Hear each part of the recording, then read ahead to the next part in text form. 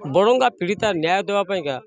पुरी जिले में हड़ताल लगी रही है। कह पुरी कह बड़ंगा कह निमापड़ा कह गोप कह काकट अस्त्र कह प्रत्येक जगार बर्तमान राजस्थान ओल्लि बीजेडी सीधा सब आलोचना देखी मो हूँ कोणार्क सूर्य मंदिर बंद कर शताधिक कर्मी मैंने बीजेडी कर्मी बंद कर आलोचना करवा बीजेडी पचार बुझा ये जो बर्तमान आलोचना चली बंद रही कौन रही मुख्य दाबी हूँ बड़ंगा पीड़िता जो भली 3 जन किरोसिन पके ढालीदे एवं से निजे कही जड़े उद्धार कर ईएमसी आडमिशन कले किंतु दुख और परिताप विषय से केस को उपमुख्यमंत्री प्रभाती परिड़ा चापी देकरी भुवनेश्वर ईएमसी दिल्ली की नहीं गले एवं दिल्ली में मारिदे कारण जदि से जीवित रहा सरकार जो कलंक से फटोफाश हो पुणी आलोचना करें आम सहित बीजेडी कर्मी आलोचना करें बर्तमान कौन कहवा पीड़ितार जो प्रकार जो अन्याय बीजेडी स्वरोत्तोलन कर कौन रही दायित्व देखो प्रथम तो आम दाबी प्रथम पर्याय में पुरी जिला बंद कर पुरी जिला बीजेडी सभापति नेतृत्व में आमर आज पुरी जिला बंद डाकर दि जाएगी आमर जो बड़ंगा पीड़िता अच्छा सान भौणी को न्याय दबा दाबी प्रकृत जो बड़ंगा पीड़िता सहित जो 3 जन दुर्वृत्त आसिक जाली देवार से स्टेटमेंट देते परवर्ती समय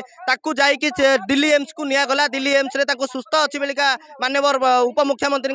स्टेटमेंट आसला किंतु 1 तारिख दिन संध्या आम शुणा पाइलु जे पीड़िता मृत्युवरण कर भाव संभव हो पारे जदि से मानसिकतार मानसिक रोगी सी थी से कि भाव स्कूल जाऊला कि भाव में पाठ पढ़ुला कि भाव में ट्यूशन जाऊला निश्चित भाव में साधारण लोक ओडिशा को गोटे विभ्रांतिकर तथ्य दे लोक मान सहित हृदय भाव सहित खेला जाऊँगी निश्चित भाव में जदि आगामी दिन में बड़ंगा पीड़िता न्याय दाबी में जदि 3 अभियुक्त जो मैंने संश्लिष्ट अच्छा प्रकृत भाव में गिरफ करा न जाए उचित पदक्षेप न जाए ताले बिजु जनता दल सारा ओडिशा रे यही आंदोलन को तीव्र कर राजरास्ता को ओल्लैब हड़ताल कर सरकार को यहाँ धमक नुह चेतावनी आम दौर पुणी आलोचना करें आम सहित बीजेडी नेतृत्व पचार बुझे बर्तमान हड़ताल चली पूरी जिला बर्तमान सबुठ बंद होती कोणार्क हजार हजार पर्यटक आसे मंदिर देखा अच्छी कौन रही दाबीपत्र किपर भाव में आप आम लोकों सहित अच्छु समस्त सहित अच्छु समस्त सुरक्षा दाबी आम आंदोलन कर निज करूँ कितु 14 मास है नारी निर्यातना बढ़ी प्रतिदिन दुष्कर्म चली गोपिया आम निज एरिया एमती 24 वर्ष आम शुणी नु देखी नु जहाँ घटला तेणु आम जो आज आंदोलन करूँ शांतिपूर्ण भाव में हड़ताल करूँ 6टा ରୁ 12टा आगामी दिन में या व्याप्त हम सारा ओडिशा रे निया जलिब जदि से बड़ंगा पीड़िता को न्याय न मिले